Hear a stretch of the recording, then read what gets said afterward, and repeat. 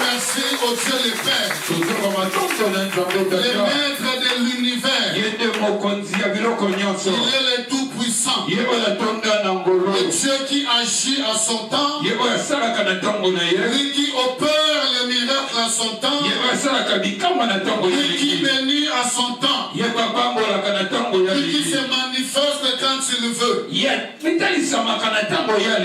Bible dit il fait grâce à qui il veut. Ce soir, je suis venu dire à quelqu'un, c'est à toi que la grâce t'est donnée. Je dis à quelqu'un ce soir, c'est à toi parce que c'est toi qui as reçu la grâce. Une grâce qui t'est donnée, c'est une grâce exceptionnelle. Je suis venu dire à quelqu'un, nous sommes pratiquement le dimanche 29 décembre. Le dernier dimanche de l'année. Ce dimanche, on ne le verra plus. C'est le dernier dimanche de l'année 2022. Je viens activer une nouvelle histoire dans la vie de quelqu'un. De la même manière, on ne parlera plus de ce 29 dimanche. De la même façon, on ne conjuguera plus ta vie au passé. Ta vie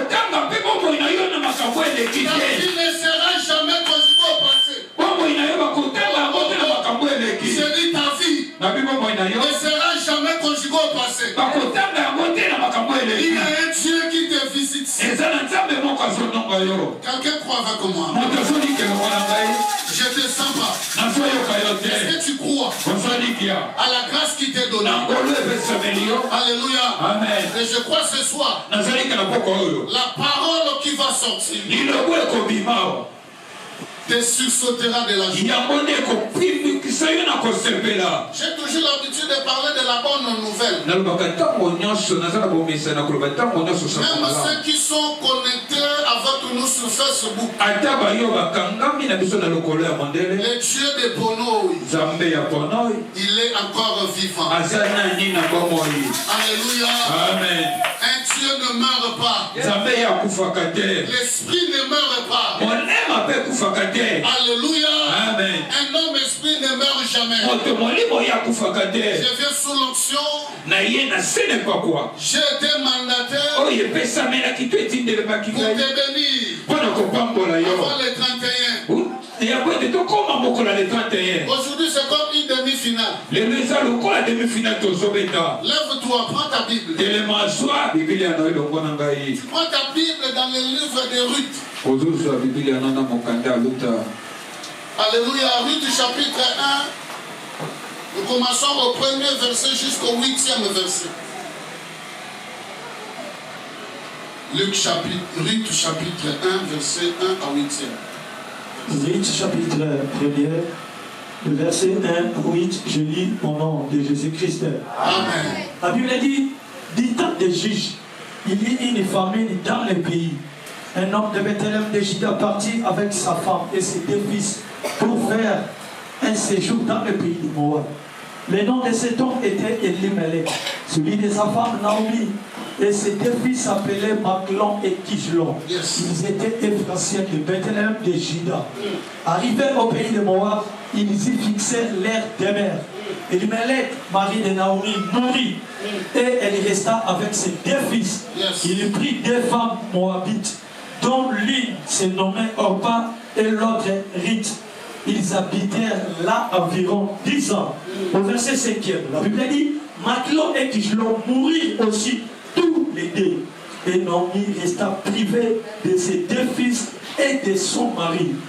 Puis elle se leva, elle et ses belles filles, afin de quitter le pays de Moab, car elle apprit au pays de Moab que l'Éternel avait visité son peuple et lui avait donné du pain. Elle sortit du lieu qu'elle habitait, accompagnée de ses deux belles filles, et elle s'est mise en route pour retourner dans le pays de Juda. Au verset 8e du livre de Luc, la Bible dit, Naomi dit alors à ses deux belles filles, allez, retournez chacune à la maison de sa mère. Que l'Éternel use de bonté envers vous, comme vous l'avez fait envers ceux qui sont morts et envers moi. Parole du Seigneur. Amen. Asseyez-vous paisiblement. Assieds-toi sur ta gloire. Assieds-toi sur ta bénédiction. 2025. Je parle de l'année 2025. Tu deviendras leader. En 2025, tu deviendras propriétaire. Que le Seigneur te fasse quitter de la pauvreté. Qui t'amène à la gloire. Je dis que l'Éternel Dieu t'enlève à la vie de la location. Deviens bailleresse. Deviens bailleur. Je viens dire à quelqu'un que la puissance de l'argent commence à te localiser. Ce qui a été difficile hier, à cette année 2025, que cela devient facile pour toi. Soit cela ce que je dis. Je suis en train de dire à quelqu'un ce qui a été difficile pour toi. Le Dieu de Wanda, le Dieu de Bonoy, ça va devenir facile. Ça va devenir facile. Ce qui t'a fait pleurer hier ne te feront plus pleurer. Il y a une joie qui t'attend à l'avenir. Il y a une joie qui t'attend à l'avenir. Écoutez la Bible dit, tu ne laisseras pas vivre la sorcière. Je viens dire à quelqu'un, toute personne qui va se déclarer sorcière au devant de ta vie, je le déclare anéanti. Au nom puissant de Jean, tout homme qui va oser à te faire des barrières sur ta route, toi, aucune personne n'aura osé à se mettre sur ta route. Car je vois ta destinée, c'est une destinée de gloire, c'est une destinée des auteurs. Je viens de le caractère. Toi qui n'as pas enfanté, toi qui n'as pas encore enfanté, en 2025, que l'Éternel Dieu te visite. Toi qui n'as jamais travaillé, en 2025, que le Dieu de gloire te visite encore. Pour ceux-là qui écrivent, le thème de ce soir, retenez cette date. Ça sera pour toi une date inoubliable. 29 décembre 2024. Alléluia. Amen. Notre thème de ce soir est intitulé Reconnaître sa destination. Reconnaître ta destination. Tu dois reconnaître là où Dieu t'amène. Là où est la volonté de Dieu. Ne quitte pas de là où Dieu t'a placé par sentiment. Ne quitte pas là où Dieu t'a placé parce que tu as écouté. Là-bas ils sont visités. Ne sois pas un sentimentaliste. Ne t'amène pas dans tout vent. Mais reste sur place. Car Habakkuk dit, je suis à mon poste. Je ne bouge pas. Je reste fidèle. Même si ça tarde, je l'attends. Un enfant de Dieu, il est toujours patient. Même si ça ne vient pas encore, il ne peut pas changer Dieu. Oh, je parle comme un musicien. Un musicien qui a dit, ce n'est pas parce que cette année, Dieu m'a pas béni et que je serai obligé de changer Dieu. On ne va pas changer Dieu parce que nous ne sommes pas bénis. On ne les changera pas. Il reste éternel Dieu. Même si je ne suis pas visité aujourd'hui, cela ne prouve pas que je ne serai pas visité. Car le silence de Dieu à son absence, même si Dieu ne parle pas, il est là présent.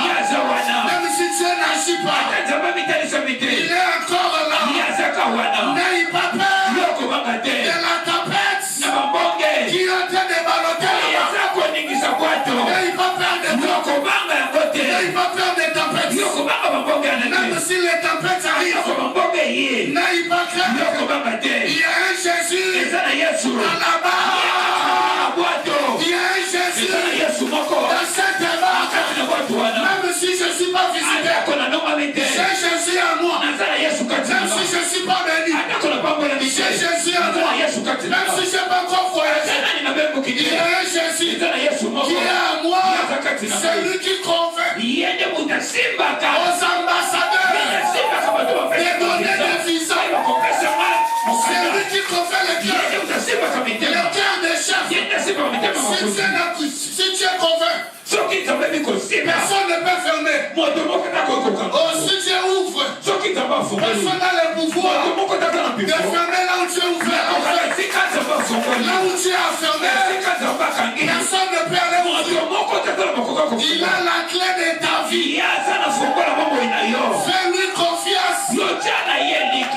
La Bible nous parle d'une femme au nom de Naomi. Cette femme n'était pas célibataire. Elle était une femme mariée. Elle était toujours accompagnée par son mari qui s'appelait Élimélec. Partout Naomi passait, elle était accompagnée d'un mari qu'on appelle Élimélec. Oh! Pendant qu'Élimélec accompagnait sa femme Naomi, je me pose la question, qui a eu l'idée d'aller à l'autre côté? Ce n'était pas son mari, mais c'était sa femme. N'oubliez pas, c'est lui qui a fait manger à l'homme le fruit de la connaissance de Dieu. C'était sa femme elle. Puisque Adam n'était pas sur place, il était parti au champ. À son retour, or les diables avaient déjà visité. C'est de la même manière. La Bible dit, ces couples, ils étaient habitants de Jérusalem. Ils étaient habitants dans la ville de Bethléem. Ils vivaient là. Ils étaient en couple. Dieu leur a fait bénir avec deux enfants qui s'appelaient Maclon et Kilichon. Ils étaient à deux. Ils étaient à Bethléem. Oh, Bethléem a signification de la maison du Père. Bethléem signifie la maison du Père. Mais la Bible dit, pendant que ces couples vivaient là, ils étaient là dans l'abondance. Il ne manquait de rien. Parce qu'ils étaient toujours visités par rapport à la signification de leur vie.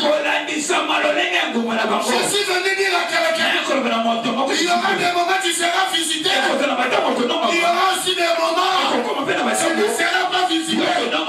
Mais reste sur place. Ne quitte pas ta maison. Parce qu'on n'a pas préparé le bon enfant. Ne change pas ses parents. Parce que hier, sa maman n'avait pas préparé. Elle ne peut pas quitter la maison. Parce que son papa n'a pas donné l'argent de mon père. Qui sait peut-être papa fait manquer. Mais un enfant rebelle, il quitte la maison parce qu'il n'a pas mangé. Ça s'est passé ainsi. Dans la vie de Bethléem, les couples vivants ensemble. Dans la Bible dit, un jour, il y a une famine. Dans cette famine, c'était dans la volonté de Dieu. Il y a des problèmes qui nous surviennent. Ce n'est pas les diables. Il y a des situations qui nous arrivent dans la vie. Ce n'est pas les diables. Laissez les diables calmes. Laissez-le là où il est. Il n'a pas le pouvoir de te saisir. Car ce qui était arrivé à Bethléem La Bible dit, c'était dans la volonté de Dieu. Une famille à Bethléem, ils ont manqué le pain. Il n'y avait pas à manger. Il y avait la sécheresse.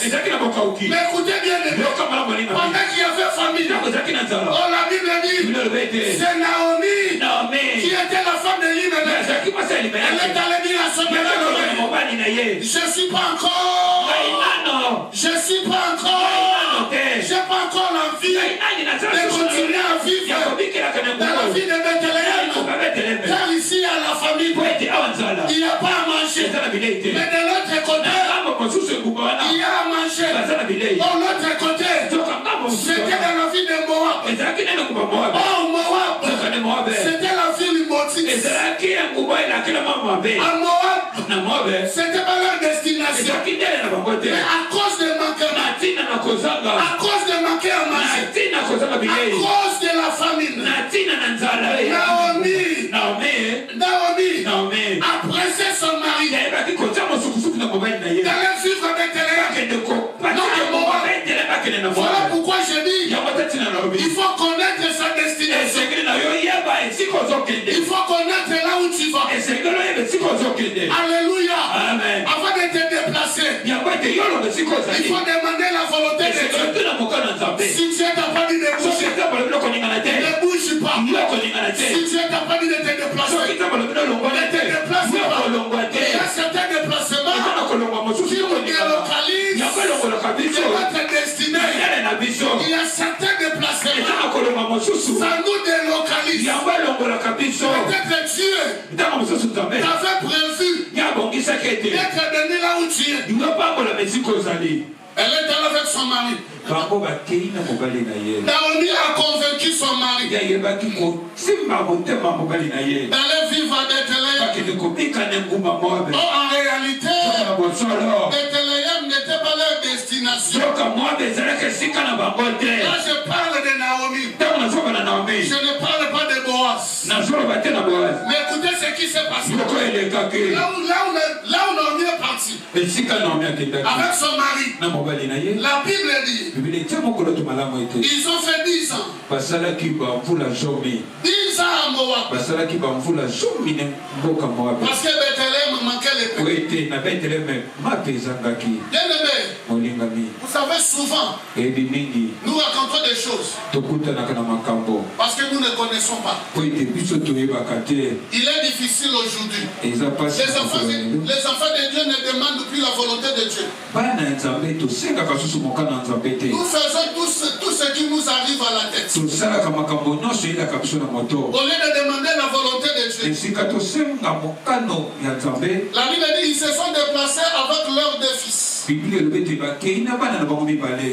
Machlon et Kilichon. Quand ils sont arrivés à Moab, la Bible dit qu'ils ont demeuré là. Moab était devenu leur deuxième pays. Mais écoutez ce qui s'est passé. Pendant qu'ils vivaient à Moab, la Bible dit les deux fils de Naomi et Elimelech ont rencontré deux femmes. Alléluia. Amen. Ils ont rencontré Orpa et Ruth. Ils se sont accouplés. Mais ils n'ont pas mis au monde. Alléluia. Amen. Alléluia. Amen. Écoutez-moi. Il y a certaines relations. Quand elle est improductive, Dieu ne donnera pas de fruits. Si elle n'est pas dans la volonté de Dieu. Alléluia. Amen. Elimelech, pardon, Machlon et Kilichon ont pris deux femmes qui s'appelaient Ruth et Orpa. Mais écoutez ce qui s'est passé. Ils vivaient bien ces enfants. Alléluia. Amen. Même Naomi avec son mari. Mais à cause de l'écoute, je suis venu dire à quelqu'un, tu n'es pas obligé d'utiliser tout ce que tu écoutes. Ah, tu n'es pas obligé d'utiliser tout ce que tu écoutes. Car tout ce que nous écoutons parfois ne produit pas. Est-ce que je dis à quelqu'un? Alléluia. Amen. Ils sont arrivés à Moab. Ça a commencé d'abord par son mari. La première personne qui est morte à Moab, c'était Elimelech. Le mari de Naomi. Oh, Elimelech n'est pas arrivé à Moab par consentement. C'est à cause de sa femme. Alléluia. Amen. En fait, c'est sa femme qui l'obligea d'aller vivre à Moab. Et arrivé à Moab, Elimelech meurt. Au lieu que ça soit seulement Elimelech, la Bible dit même Macron et Kilijon sont décédés dans une terre étrangère. J'annonce et je dis à quelqu'un que Dieu ne permette pas une mort accidentelle dans ta vie. Alléluia. Amen. Alléluia. Amen. Je dis que Dieu ne le permet pas. Ce qui n'est pas dans sa volonté, que cela ne t'arrive pas. Tout ce qui t'arrivera, que cela soit dans la volonté de Dieu. Elimelech est mort. Alléluia. Amen. Maclon est mort. Kilijon aussi est mort. Naomi est restée seule dans une terre étrangère. Pourquoi? Parce que quand elle est partie, ils n'ont pas demandé la volonté de Dieu. Ils ne connaissaient pas leur destination. Là où ils allaient pour aller perdre. Je dis toi tu ne perdras pas. Je dis toi tu ne perdras pas. Oh, si Naomi savait. Là où nous partons, je vais perdre mon mari. Si Naomi savait. Là où nous partons, je vais perdre mes enfants. Naomi, elle n'est pas seulement devenue femme, mais elle m'a aussi ses enfants. À cause de la tétitesse. Parce qu'elle n'a pas demandé la volonté de Dieu. Bien-aimé dans le Seigneur, tout ce que tu vas faire dans ta vie, ne cherche pas le conseil de Dieu. Cherche la volonté de Dieu. Va dans sa présence. Demande à Dieu. Regarde ce que je veux faire. S'il est dans sa volonté, il te laissera faire. S'il n'est pas dans sa volonté, il ne te laissera pas faire. Naomi meurt. Elimelech est mort. Maclon est mort. Kilijon est mort. Naomi était privée de ses deux enfants et de sa femme à cause de ce qui lui était arrivé. On l'appela Mara. Elle était devenue une femme de malheur parce qu'elle avait tout perdu à cause de manque de patience. Parce que Bethléem n'avait pas le pain à cause de la famine. Naomi a choisi de se déplacer pendant leur déplacement. À cause de leur déplacement, là où ils sont partis, ils ont fait 10 ans. Mais dans 10 années, elle a perdu son mari. Elle a perdu ses enfants. Dieu de la visitation n'avait pas jugé bon de ne plus visiter encore Bethléem. Même si Dieu passe, il va, non, même si Dieu passe, il va retourner à cause de toi. N'est-il pas écrit? C'était à l'entrée de Jéricho. Le continent n'a pas aperçu Jésus. Mais quand il sortait, il a attendu pour parler de Jésus. Même si tu n'es pas visité, sois patient. Parfois la manque de patience